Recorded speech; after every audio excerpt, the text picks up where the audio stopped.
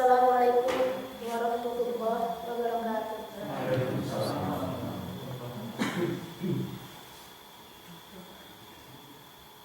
Alhamdulillahirabbil alamin.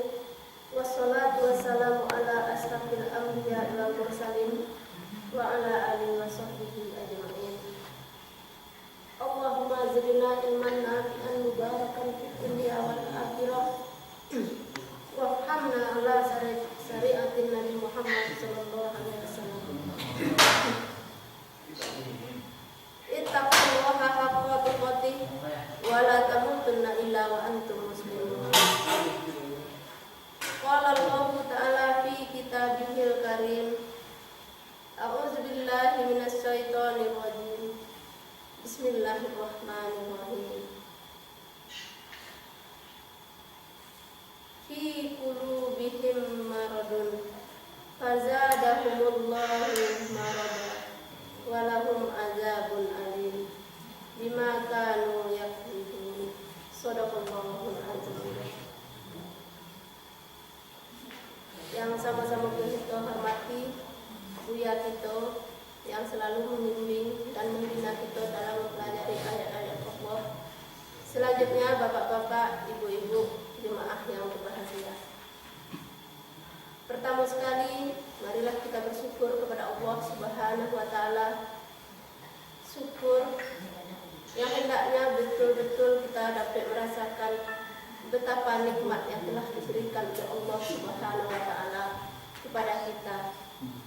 Contohnya saja pada malam hari ini kita telah diberikan suatu kesempatan, kesehatan dan kekuatan iman. Dan hendaklah ini memang betul-betul terasa bagi kita bahwa memang pertolongan Allah tidak pernah lepas daripada kepada kita. Selanjutnya, selawat beriring salam kita unjukkan kepada junjungan kita Nabi besar Muhammad sallallahu alaihi wasallam. Bapak-bapak, ibu-ibu yang berbahagia, pada pengajian awal kali ini, marilah kita coba kembali mengulang-ulang apa-apa yang selama ini telah kita pelajari, telah diajarkan oleh Buya kepada kita. Sebetulnya barangkali sudah banyak sekali hal-hal yang telah kita pelajari, telah banyak yang diuraikan oleh Buya, bahkan kita telah mengaji setiap hari. Mungkin dari segi ilmu juga bapak-bapak, ibu-ibu sudah punya ilmu yang banyak. Namun bapak-bapak, ibu-ibu sekalian, ilmu yang banyak, ilmu yang tinggi belum tentu bisa membawa kita lebih dekat kepada Allah Subhanahu wa taala.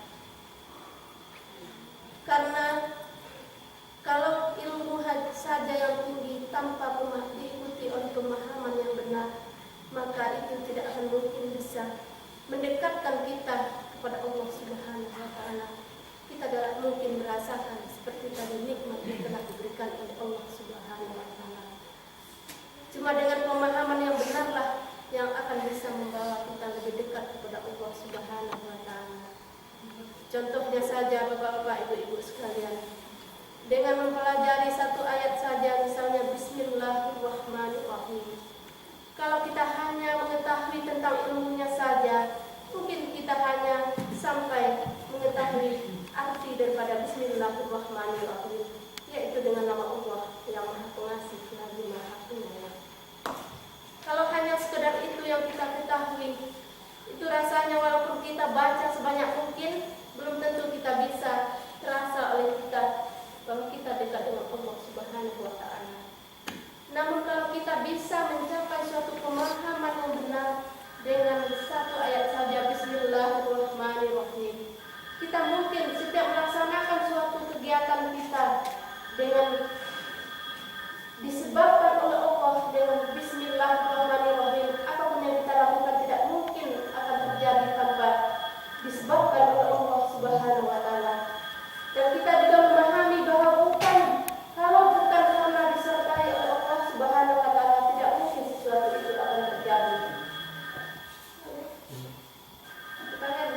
Jawab ya.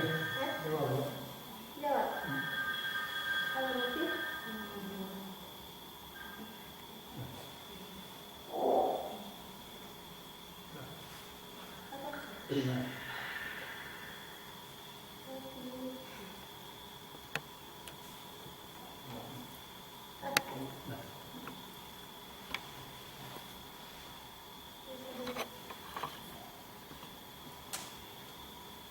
Jadi kalau kita bisa betul-betul memahami apa yang disampaikan oleh Allah Subhanahu wa taala, mungkin misalnya untuk berbuat sesuatu yang tidak diridhoi oleh Allah Subhanahu wa taala, kita akan berpikir berulang kali karena kita merasakan bahwa kita tidak pernah terlepas daripada pengawasan Allah Subhanahu wa taala.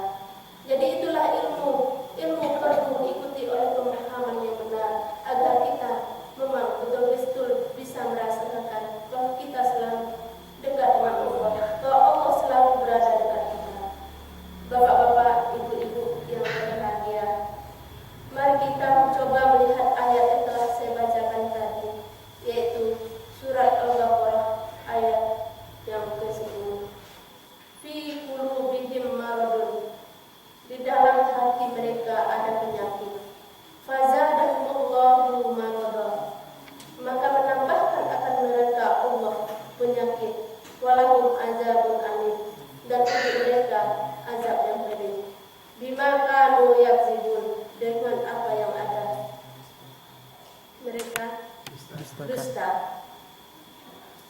Bapak-bapak, ibu-ibu yang berbahagia, mari kita coba menengok ayat ini, kita teliti lebih dalam lagi. Bukan hanya sekedar kita mengetahui artinya, namun ayat-ayat ini akan ada manfaatnya bagi kita, akan terasa dampaknya terhadap diri kita apabila ayat yang kita baca tadi kita coba untuk mengukurkannya ke dalam diri kita. Apakah yang dikatakan oleh Allah itu kita termasuk di dalamnya? Allah mengatakan fi qulubihim maradun, di dalam hati mereka ada penyakit. Jangan kita melihat terhadap orang lain, tapi mari kita coba untuk melihat diri kita.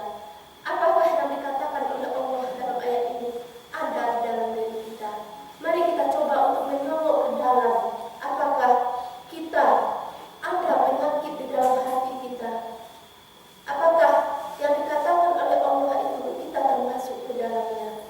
Karena bapak-bapak, ibu-ibu sekalian, kalau kita lihat sekarang ini, tidak banyak lagi orang yang merasa ragu, tidak banyak lagi orang yang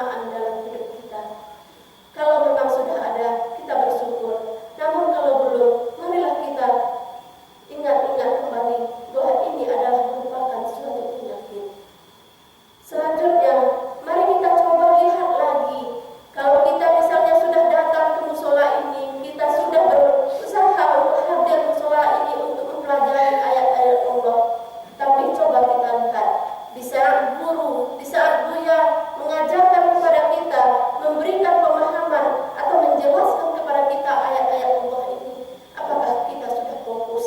Apakah kita betul-betul sudah menyimak? Atau setelah sampai di musola ini kita juga tidur, atau kita main-main, atau kita malah bercerita yang lain-lain, atau mungkin hati kita belum fokus terhadap pengajian. Mari kita lihat bagaimana sebetulnya hidup kita. Apakah masih ada bercokol penyakit di dalam hati kita? Kemudian kalau memang itu sudah ada, mari kita coba, kita tengok lagi, apakah memang dalam berbuat kebaikan, berbuat kebenaran, apakah kita sudah utamakan itu? Banyak sebetulnya peluang bagi kita untuk menjalankan agama Allah ini, untuk berbuat kebaikan. Sebagai contoh lagi, misalnya dalam pengajian ini, pengurus misalnya membuat suatu kegiatan yang merupakan suatu peluang bagi kita untuk berbuat kebaikan. Salah satu contoh sekarang pengurus mengadakan mencari dana untuk mencari donatur. Coba kita pertanyakan ke dalam diri kita, apakah kita sudah ikut terlibat dalam hal itu? Apakah peluang yang telah diberikan kepada kita manfaatkan? Atau kita masih acuh tak acuh terhadap program yang diberikan? Sebetulnya program ini adalah sangat menunjang terhadap kelancaran daripada pengajian kita. Mari kita pertanyakan diri kita. Banyak lagi hal-hal yang sebetulnya bisa kita perbuat, tapi apakah kita sudah mengutamakan itu? Misalnya saja hal yang kecil, hal yang sepele, tapi ini adalah suatu peluang. Misalnya pengurus mengadakan goro. Apakah kita mengutamakan misalnya goro yang dikatakan oleh pengurus? Apakah kita masih merasa rugi kalau kita ikut goro, kita tidak bisa berusaha yang lain? Atau kita masih membiarkan orang lain saja untuk melakukan, padahal kita sendiri sebetulnya tahu, tapi kita karena tidak memahami, kita malah mensepelekan itu. Begitu juga misalnya kami ibu-ibu, kalau misalnya ada guru bagi kami adalah suatu peluang untuk berbuat kebaikan, di mana kami ada kesempatan misalnya sekedar mengantarkan nasi. Apakah saya bisa melakukan itu? Coba pikirkan dan coba tanya diri kita. Ini adalah suatu hal yang kecil. Apakah saya sudah bisa berbuat? Jangankan untuk melakukan suatu yang besar, tapi untuk melakukan suatu hal-hal yang sangat kecil, apakah sudah mampu? Kalau belum, memang hati saya masih ada bercokol penyakit, sehingga saya masih jauh dari kebenaran. Ini hendaknya menjadi beban bagi kita, menjadikan suatu pertanyaan di dalam diri kita. Kenapa saya masih jauh dari kebenaran Allah? Kenapa saya tidak memanfaatkan seluruh peluang yang telah ada untuk menjalankan kebenaran Allah? Bapak-bapak, ibu-ibu yang berbahagia, tentunya ini perlu sekali lagi kita ingat-ingat kembali, kita tengok kembali diri kita untuk melihat bagaimana sebetulnya kita memahami ayat-ayat Allah. Kalau memang kita masih jauh dalam pemahaman ini, kita minta ampunlah kepada Allah. Mudah-mudahan Allah mengampuni, dan ke depannya kita dibukakan oleh Allah Subhanahu wa Ta'ala suatu jalan, yaitu kelancaran dalam hal berbuat kebaikan, dalam hal belajar